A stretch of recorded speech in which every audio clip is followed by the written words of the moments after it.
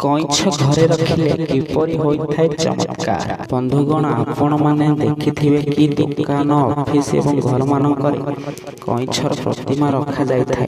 ଏହା ଖୁସିରେ ରଖାଯାଇ ନଥାଏ ବନ୍ଧୁଗଣ। ଧର୍ମଶାସ୍ତ୍ର ଏବଂ ଶାସ୍ତ୍ରରେ ଏହା ମାନ୍ୟତା ଅଛି କି କଇଁଛକୁ ଘରେ ରଖିବା ଅବା କଇଁଛର ପ୍ରତିମୂର୍ତ୍ତିକୁ ଘରେ ରଖିବା ଅତ୍ୟନ୍ତ ଶୁଭ ହୋଇଥାଏ।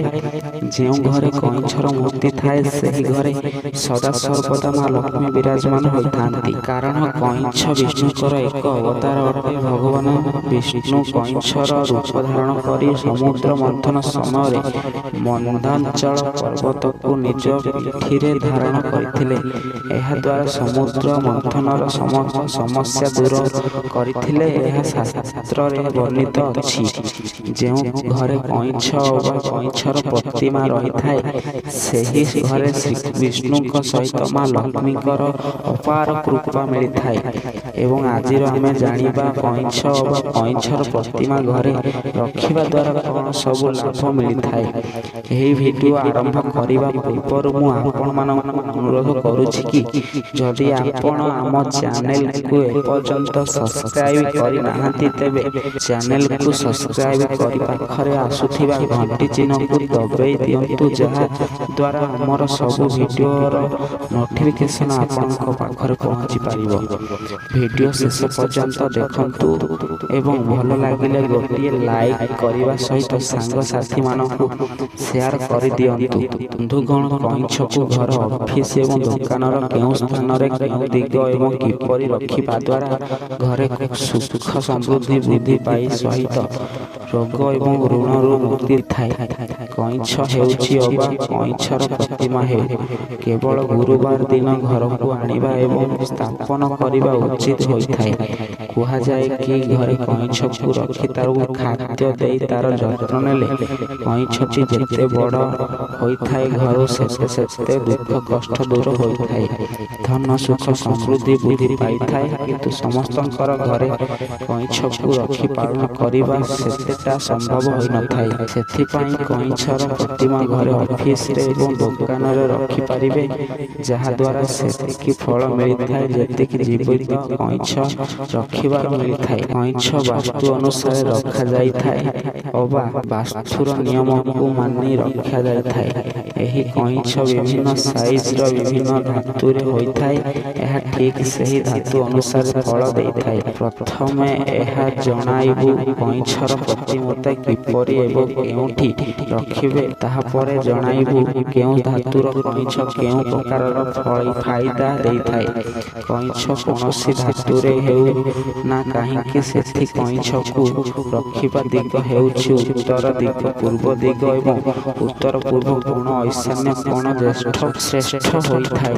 ତାହା ଅଫିସ ହେଉ, ଦୋକାନ ହେଉ ଅବା ଘର ହେଉ, ସେଥି କଇଁଛର ମୁଖକୁ ମଧ୍ୟ ଉତ୍ତର ପୂର୍ବ କିମ୍ବା ଈଶାନ୍ୟ କୋଣ ରଖିବେ। କିନ୍ତୁ ଯେଉଁ ଦିଗରୁ କବାଟ କିମ୍ବା ମୁଖ୍ୟ ଦ୍ୱାର ଥିବ ସେହି ଦିଗକୁ କଇଁଛର ମୁଖ କେବେ ବି ରଖିବେ ନାହିଁ।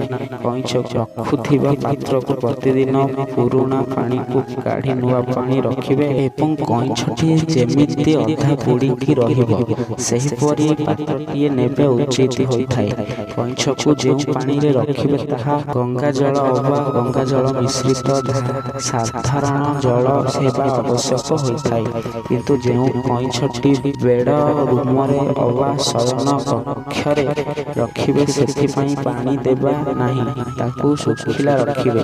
ଏହି ପ୍ରତିଦିନ ପରିଷ୍କାର କପଡ଼ାର ପୋଛି ପରିଷ୍କାର ଭାବରେ ରଖିବେ। ଏହାଦ୍ୱାରା ଅନେକ ପ୍ରକାରର ଫାଇଦା ହୋଇଥାଏ। ପ୍ରଥମ ଦିନ ଅନଲାଇନରେ ହେଉ କିମ୍ବା ବଜାରରୁ କଇଁଛ କିଣି ଆଣିଲେ ସେହି ପ୍ରଥମ ଦିନ ସେହି କଇଁଛ ଏବଂ ପାତ୍ରଟିକୁ ଗଙ୍ଗାଜଳରେ ଭଲ ଭାବରେ ଧୋଇ ଧୂପ ଦୀପ ଫୁଲ ଦେଇ ବିଧିବଦ୍ଧ ଭାବରେ ରଖିବା ଉଚିତ ହୋଇଥାଏ। ଏବେ ଆସନ୍ତୁ ଜାଣିବା କେଉଁ ଧାତୁର କଇଁଛ ଘରେ କିମ୍ବା ଅଫିସରେ କିମ୍ବା ଦୋକାନରେ ରଖିବା ଦ୍ୱାରା କେଉଁ ପ୍ରକାରର ଫାଇଦା ହୋଇଥାଏ।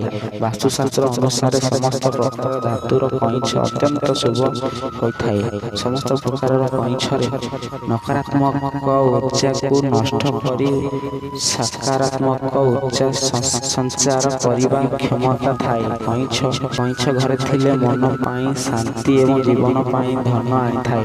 କଇଁଛ ଘରେ ଥିଲେ ଅନେକ ପ୍ରକାର ପ୍ରକାର ଲାଭ ହୋଇଥାଏ। ବାସ୍ତୁଶାସ୍ତ୍ର ଅନୁସାରେ ଘରେ କଇଁଛ ରଖିବା ଦ୍ୱାରା ଘରର ସମସ୍ତ ସଦସ୍ୟଙ୍କ ଆୟୁଷ ବୃଦ୍ଧି ହୋଇଥାଏ ଏବଂ ସୌଭାଗ୍ୟ ମଧ୍ୟ ବୃଦ୍ଧି ହୋଇଥାଏ। ଏଥିପାଇଁ ଘର, ଅଫିସ ଏବଂ ଦୋକାନରେ ଏହା ରଖିବା ଲାଭଦାୟକ ହୋଇଥାଏ।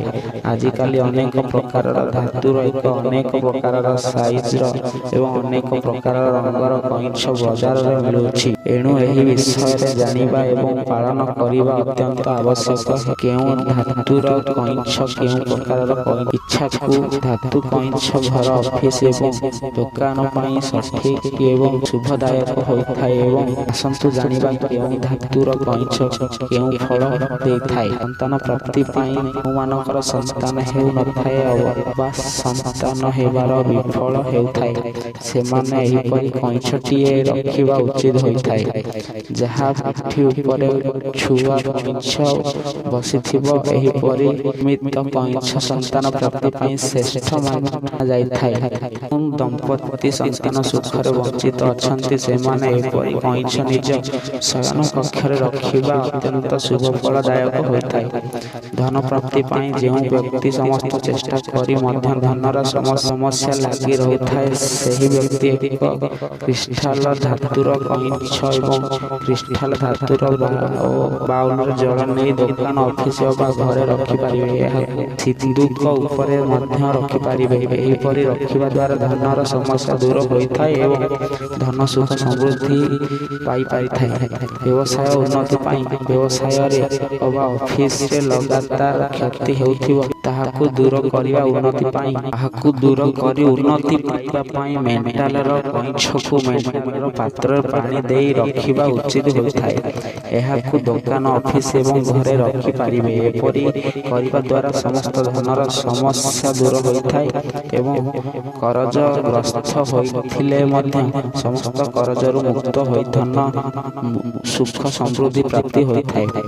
ରୋଗରୁ ମୁକ୍ତି ପାଇବା ପାଇଁ ଯଦି ପ୍ରତିଦିନ କୌଣସି ନା କୌଣସି ରୋଗରେ ପରିବାର ସଦସ୍ୟମାନେ ରୋଗଗ୍ରସ୍ତ ହୋଇଥାନ୍ତି, ତେବେ ଏଥିରୁ ରକ୍ଷା ପାଇବା ପାଇଁ ଘରେ ମାଟିର କଇଁଛ ରଖିବା ଲାଭଦାୟକ ହୋଇଥାଏ। ନୂଆ ବ୍ୟବସାୟ ବା ଦୋକାନ ଆରମ୍ଭ କରିବା ପାଇଁ ଯଦି ଆପଣ ନୂଆ ବ୍ୟବସାୟ ବା ଦୋକାନ ଆରମ୍ଭ କରୁଛନ୍ତି ବା କରିବା ପାଇଁ ଚାହୁଁଛନ୍ତି, ତେବେ ସେହି ନୂଆ ଦୋକାନରେ ରୂପାର କଇଁଛ ରୂପାର ପାତ୍ରରେ ପାଣି ଦେଇ ରଖିଲେ ଅନେକ ଲାଭ ଫଳ ଦେଇଥାଏ। ଏହିପରି ରଖିବା ଦ୍ୱାରା ବ୍ୟବସାୟରେ ଉନ୍ନତି ହେବା ସହିତ ଜୀବନ, ଧନ, ସୁଖ, ସମୃଦ୍ଧି ଭରି ଯାଇଥାଏ। ପରୀକ୍ଷାରେ ସଫଳତା ପାଇବା ପାଇଁ ଆଜିକାଲି ପିଲାମାନଙ୍କ ସହିତ ବଡ଼ମାନେ ମଧ୍ୟ ଚାକିରି ପ୍ରମୋଶନ ପାଇବା ପାଇଁ ପ୍ରତିଦିନ ପ୍ରସ୍ତୁତ ହେଉଥାନ୍ତି। ଏହିପରି ସମୟରେ ପିତ୍ତଳର କଇଁଛ ପିତ୍ତଳର ପାତ୍ରରେ ପାଣି ଦେଇ ଘରେ ରଖିପାରିବେ। ଏମିତିକି କଲେ ଶୁଭ ଫଳ ମିଳିଥାଏ। ବନ୍ଧୁଗଣ, ଯଦି ଏହି ଭିଡ଼ିଓଟିକୁ ଭଲ ଲାଗିଥିବ, ତେବେ ଗୋଟିଏ ଲାଇକ୍ କରିବା ସହିତ ଏହାକୁ ସେୟାର କରିଦିଅନ୍ତୁ। ଏମିତି ନୂଆ ନୂଆ ଦରକାରୀ ପ୍ରସଙ୍ଗ ଜାଣିବା ପାଇଁ ଆମ ଚ୍ୟାନେଲକୁ ସବସ୍କ୍ରାଇବ୍ କରି ପାଖରେ ଆସୁଥିବା ଘଣ୍ଟି ଚିହ୍ନକୁ ଦବାଇ ଦିଅନ୍ତୁ। ଧନ୍ୟବାଦ।